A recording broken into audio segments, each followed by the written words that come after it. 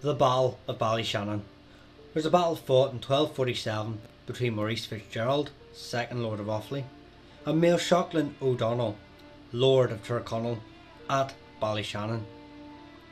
The O'Donnells had risen to power in the early 13th century, but for several centuries prior to that, the kingdom of Tyrconnell had been dominated by the rival families of the Muldories and the O'Cannons. The rivalry of these two families for the throne often led to open warfare, forcing many other clans and families within the kingdom to partake in political intrigue and diplomacy to keep their hereditary lands and positions. When the Lord of Kilmalcolm, Flaherty Muldory, died in 1197, he wasn't succeeded by another member of his family or by a member of the rival O'Cannon. He was succeeded by Affrey O'Doherty. Affrey did not reign for long, however, and within 2 weeks he was dead, having been killed in battle against the Anglo-Norman John de Courcy. The annals are not entirely clear as to who succeeded him in the lordship. Either Donald O'Doherty, later killed by the O'Boyles, or a branch of the Heeneys, or even Ignatian O'Donnell. The annals do state, however, that Ignatian won a battle against Clan Diarmid and their allies. The lack of clarity of who succeeded the title and the evidence of fighting suggests that this may have been a period of internal strife within the lordship of Tyrconnell. Regardless of who was the initial successor, Ignatian O'Donnell would eventually take the lordship of Tyrconnell. Whether it was with or without opposition, the annals agree that on his death following an incursion into Fermanagh, he held the position of King of Tyrconnell. In one case it is said that he was Lord of Tyrconnell, tower of the warlike prowess and hospitality of the province in his time. Apart from the internal strife within the Kilmalcolm, Ignatian and his successors as lords of Tyrconnell also had to contend with the traditional enemies of the lordship, the Conquivir of Sligo and their followers to the south, the Kinlowen, the Neil and their followers to the east, as well as the new threat that had entered the political landscape, the Anglo-Normans, whose barons relentlessly sought to gain further territories and extend their influence. Warfare with many of these groupings was to mark the first century of the O'Donnell lordship.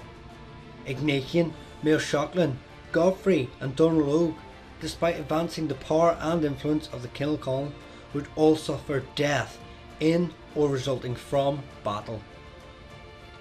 The exception being Ignatian's son and heir, Donald More, who enjoyed a long reign and died peacefully. It was Donald's son Melaghlin who would lead the O'Donnells and their allies against the FitzGerald forces. Maurice FitzGerald, while Justiciar of Ireland, had used his position backed by the Crown armies to advance territorial claims made by the Anglo-Norman nobility. He himself was granted a large part of County Sligo and was given a speculative grant of Donegal.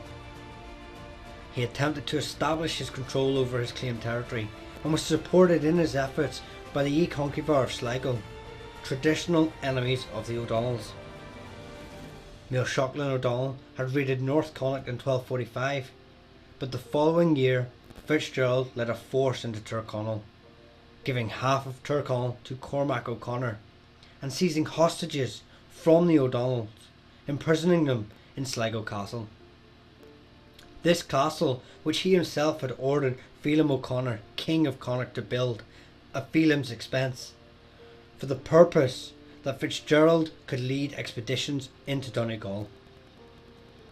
O'Donnell launched an unsuccessful counterattack in November of the following year, described as follows in early sources.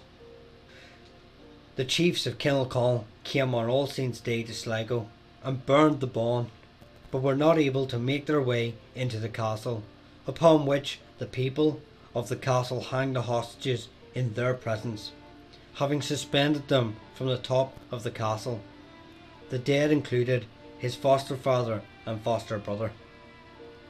The following year, FitzGerald led a great army filled with his knights, levies and his Irish allies to Sligo. Among his retinue was Cormac O'Conor, grandson to the High King Turlough O'Conor, and William de Britt, the Sheriff of Connacht. He then pushed towards the lands of Tyrconnell, where they were halted at Ballyshannon by a combined force of the Kinlochon, Kinlowen and the Lordship of the Isles. Each army assembled on the banks of the river. FitzGerald's forces would start probing for a way to break through, using skirmish tactics and scouting parties to find another way across or to react to any attempts for the other armies to cross. It is said in some sources that this continued for a week. But all tactics employed were to no avail, as the army of Ó'Donnell would let neither English or Gael across the ford at which they were positioned. Eventually Cormac O'Conor led his cavalry along the Erie until he found another ford, possibly at Ballyclare.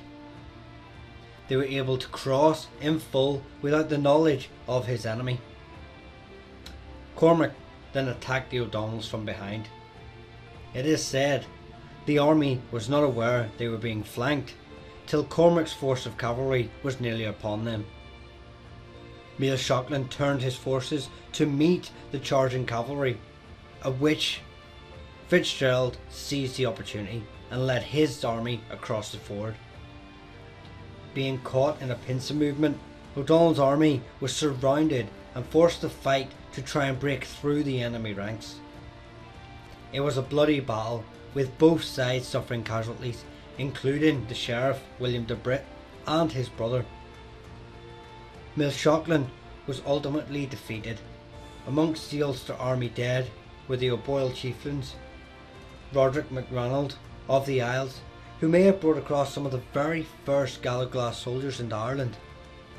Melaghlin himself was also killed, along with many chiefs of the Kinlochon. Many of FitzGerald's own army were drowned going northwards across the Finn, and many of the same army were slain at Lough Derg in pursuit of the fleeing Ulstermen. It stated that the victorious army passed Melaghlин's head from hand to hand like a ball. Any outrage felt by the Kinlochon for such a blatant act of disrespect to their fallen king can only have been increased further by FitzGerald, as he installed the O'Donnell rivals, the O'Cannons, as Lord of Tyrconnell. This wouldn't be the end of the matter though, but I will save that for another video. If you'd like to know more about your family's histories, please like and subscribe, or to support the channel further, check out the Patreon and merch store links below. Thank you.